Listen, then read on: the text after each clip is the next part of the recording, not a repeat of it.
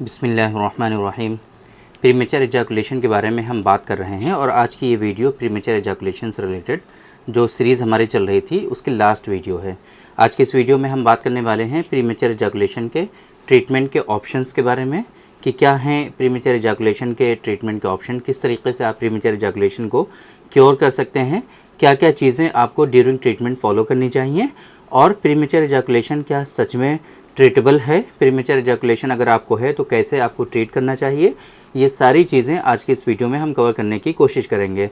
मेरे बारे में तो आप जानते ही हैं, मैं हूं डॉक्टर निज़ामुद्दीन कासमी और पिछले 10 सालों से as a sexologist and infertility specialist हम वर्क कर रहे हैं। ये हमारा सेंटर सायरा हेल्थ केयर है, बाराबंकी उत्तर प्रदेश में सिचुएटेड है। हमारे यहाँ प्योर हर्बल मेडिसिन के थ्रू क्योरेबल ट्रीटमेंट देने की कोशिश की जाती है। अगर आपको इससे रिलेटेड कुछ इश्यूज़ हैं, आपको सेक्सुअल डिसऑर्डर्स हैं, इनफर्टिलिटी से रिलेटेड इश्यूज़ हैं, तो आप डायरेक्टली हमारे सेंटर पर तशरीफ़ ला सकते हैं। ये बाराबंकी उत्तर प्रदेश में सिचुएटेड है।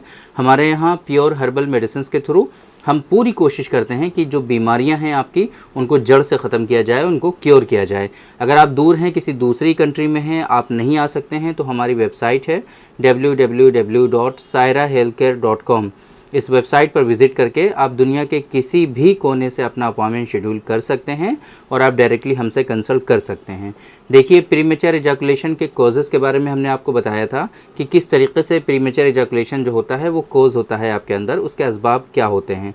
तो आप लोगों को पता चला होगा कि प्रीमेचर एजाकुलेशन के एक तो ये कि मेडिकली बहुत सारे कॉजेज़ होते हैं, लेकिन बहुत जो इम्पॉर्टेंट चीज़ें होती हैं वो आपके माइंड से होती हैं, आपके दिमाग से चीज़ें होती हैं। आपका नर्वस सिस्टम जो होता है वो भी बहुत ज़्यादा इसमें इम्पॉर्टेंट रोल प्ले करता है। इसी तरीके से एक चीज़ और हमने आपको बताई थी जिसको हम लोग कहते थे हाइपर सेंसिटिविटी। हाइपर सेंसिटिविटी की वजह से भी आपके अंदर प्रीमेचर एजाकुलेशन होता है। तो सबसे पहले नंबर पे आपको ये कोज जो हैं उनको देखना है, उनको समझना है, कि उनको डायग्नोज करना है कि आपके अंदर प्रीमेचर एजाकुलेशन जो है वो बेसिकली क्यों है, प्रीमेचर एजाकुलेशन के पीछे के फैक्टर्स क्या हैं उनको समझना है। तो उन फैक्टर्स को रिजॉल्व कैसे कर सकते हैं फिर उनको समझना है।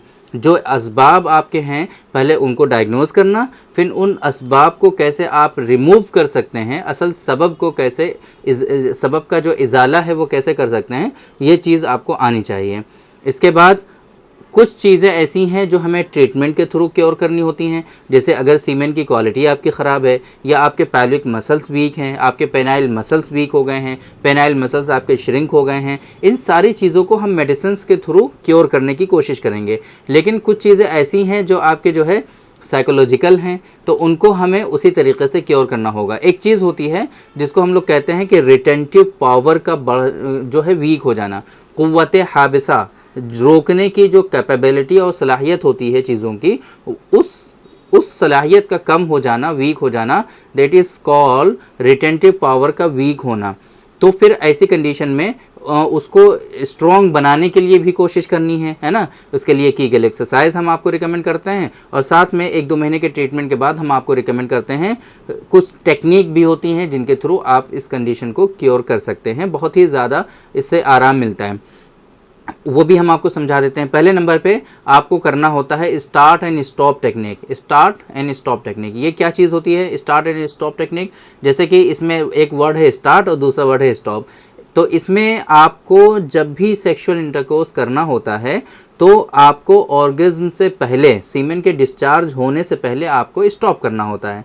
स्टॉप कर दिया आपने, उसके बाद जब जो है क्लाइमैक्स आपका नॉर्मल हो जाता है, बिल्कुल शांत हो जाता है, तो फिर उसके बाद आपको दोबारा से स्टार्ट करना होता है सेक्सुअल इंटरकोर्स। इस तरीके से जब भी सेक्सुअल इंटरकोर्स आप करते हैं 5 से 6 मरतबा कम से कम आपको ये स्टार्ट एंड स्टॉप टेक्निक जो है ये फॉलो करनी है, ताकि आपके अंदर जो रिटेंटिव पावर है वो बूस्ट हो सके। एक नंबर पे ये। दूसरे नंबर पे एक कंडीशन एक और होती है जिसको स्क्वीज़ थेरेपी के नाम से हम लोग जानते हैं। स्क्वीज़ माने दबाना, है ना, जो है निचोड़ना एक तरह से। तो इसमें क्या होता है कि जब आपका ऑर्गेज्म होने वाला हो, जब आपका जो है सीमेन डिस्चार्ज होने वाला हो, तो आप हेड, जो पेनिस का हेड है, उसको बहुत तेज़ी के साथ ऐसे प्रेस कर लेते हैं। जब इसको प्रेस कर लेते हैं तो थोड़ी ही टाइम के बाद आप देखेंगे कि आपका जो इरेक्शन होता है वो सबसाइड हो जाता है, इरेक्शन जो होता है वो ख़त्म होने लगता है। तो फिर थोड़ी देर के बाद फिर से आपको ट्राई करना है, फिर से इरेक्शन आएगा और फिर से आपको जो है सेक्सुअल इंटरकोर्स करना है। ये भी 5-6 मरतबा जब भी आप सेक्सुअल इंटरकोर्स करें ये चीज़ भी आप फॉलो करें। तो इससे भी क्या होगा कि आपको रिटेंटिव पावर में जो है स्ट्रॉन्ग बनाने में आपको काफ़ी मदद मिलेगी। तीसरे नंबर पे एक चीज़ और हम कराते हैं जिसको हम लोग डाइवर्जन कहते हैं, माइंड को डाइवर्ट करने के लिए बोलते हैं ना। बहुत मरतबा क्या होता है, जैसे मैंने आपको बताया था साइकोलॉजिकल इश्यूज़ होते हैं, आपके माइंड में बहुत ज़्यादा एक्साइटमेंट चल रहा होता है, आपके दिमाग में एक्टिविटी में बिल्कुल आप जो है जूझ रहे होते हैं और आपकी कुछ समझ में नहीं आ रहा होता है। तब ऐसी कंडीशन में आपको अपने माइंड को डाइवर्ट करना होता है। माइंड को डाइवर्ट करने के लिए सबसे इंपॉर्टेंट चीज़ जो हम बताते हैं अपने पेशेंट को वो ये कि रिवर्स काउंटिंग शुरू करते हैं, जैसे कि 10, 9, 8, 7, 6, इस तरीके से रिवर्स काउंटिंग आप जो है करने लगते हैं अपने दिमाग में, जिससे आपका माइंड जो है वो अब काउंटिंग की तरफ जाने लगता है और सेक्सुअल एक्टिविटी से थोड़ा सा हट जाता है। तो इस तरीके से माइंड को डाइवर्ट करके भी आप प्रीमेच्योर इजैकुलेशन को कंट्रोल कर सकते हैं। तो 3-4 चीज़ें ये बहुत इंपॉर्टेंट हैं साइकोलॉजिकल इश्यूज़ में, Kegel exercise, start and stop technique, squeeze technique and अपने माइंड का डाइवर्जन। ये 4 चीज़ें आप फॉलो करेंगे। इसके अलावा वीकनेसेस अगर हैं पैल्विक मसल्स में, आप डायबिटिक नहीं हैं, तो हमारे यहाँ नुस्खा इसके लिए बहुत इफेक्टिव है। डॉक्टर कासमीज़ नुस्खा नंबर 108 नंबर का जो नुस्खा है हाईली इफेक्टिव नुस्खा है। इस मकसद के लिए आप उसका इस्तेमाल करेंगे 5-6 महीनों तक कंटिन्यूसली।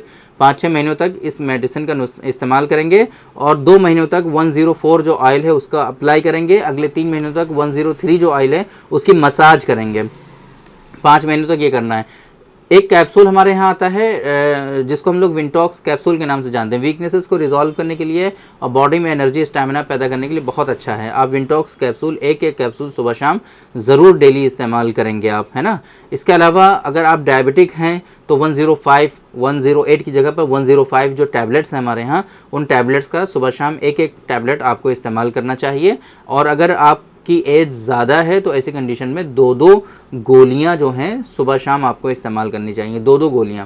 अगर कम एज है, ज़्यादा वीकनेसेस नहीं है तो एक गोली, लेकिन एज अगर ज़्यादा है, वीकनेसेस ज़्यादा हैं, देन ऐसी कंडीशन में आपको 2-2 गोलियां सुबह शाम आपको इस्तेमाल करनी चाहिए। इसी तरीके से सीमेन की क्वालिटी से रिलेटेड इश्यूज़ हमने आपको बताए हैं ना, बहुत मरतबा बहुत सारा ऐसा इशू होता है। तो ऐसी कंडीशन को रिजॉल्व करने के लिए हमारे यहाँ डॉक्टर कासमीज़ नुस्खा नंबर 130 नंबर जो है वो अवेलेबल है, हाईली इफेक्टिव। अगर आप डायबिटिक नहीं हैं तो 130 का आप इस्तेमाल करेंगे, एक चम्मच सुबह शाम। लेकिन अगर आप डायबिटिक हैं तो इसकी जगह पर कैप्सूल फॉर्म में मेडिसिन हमारे यहाँ अवेलेबल है, जिसको हम कहते हैं सीमेन गोल्ड प्लस कैप्सूल। सीमेन गोल्ड प्लस कैप्सूल जो है इस मकसद के लिए काफ़ी अच्छा है, आप उसका इस्तेमाल कर सकते हैं।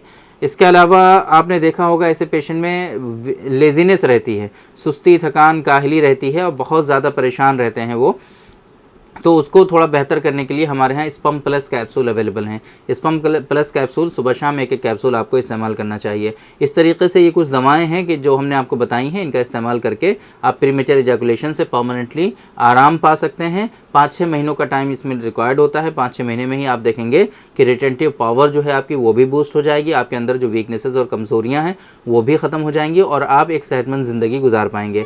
प्रीमेच्योर इजैकुलेशन के बारे में हमने स्टार्टिंग में आपको बताया था कि ये लास्ट वीडियो है, बट कल की वीडियो में भी हम आपको एक और इम्पॉर्टेंट चीज़ें जो हैं प्रीमेच्योर इजैकुलेशन से रिलेटेड जो चीज़ें छूट गई हैं, अभी भी हम बहुत सारी चीज़ें आपको बताना चाह रहे हैं, बट वीडियो लंबी हो गई है। इस वजह से आज की इस वीडियो हम इस वीडियो को यहीं पर एंड करते हैं और कल की वीडियो में कुछ इंपॉर्टेंट चीज़ें हम आपको बताएंगे कि इसका प्रोग्नोसिस क्या है, क्या इसका ट्रीटमेंट जो है प्रॉपर जो हमने बताया है इस तरीके से ये प्रॉपर क्योरेबल है या नहीं है। प्रीमेच्योर इजैकुलेशन से रिलेटेड कुछ फ्रीक्वेंटली आस्क्ड जो क्वेश्चंस हैं उनके बारे में हम आपको बताने की कोशिश करेंगे और प्रीमेच्योर इजैकुलेशन के साथ जीने में आपको क्या क्या परेशानियां हो सकती हैं वो सारी चीज़ें कल की वीडियो में हम इंशाल्लाह आप लोगों से डिस्कस करने की कोशिश करेंगे। तो थैंक यू वेरी मच, बहुत बहुत शुक्रिया आपका। आज के इस वीडियो में इतना ही। इंशाल्लाह कल फिर मुलाकात होगी आपसे एक दूसरी वीडियो में, हम डिस्कस करेंगे आपसे एक दूसरे टॉपिक पर। तब तक के लिए आप हमें इजाज़त दीजिए। अस्सलाम वालेकुम।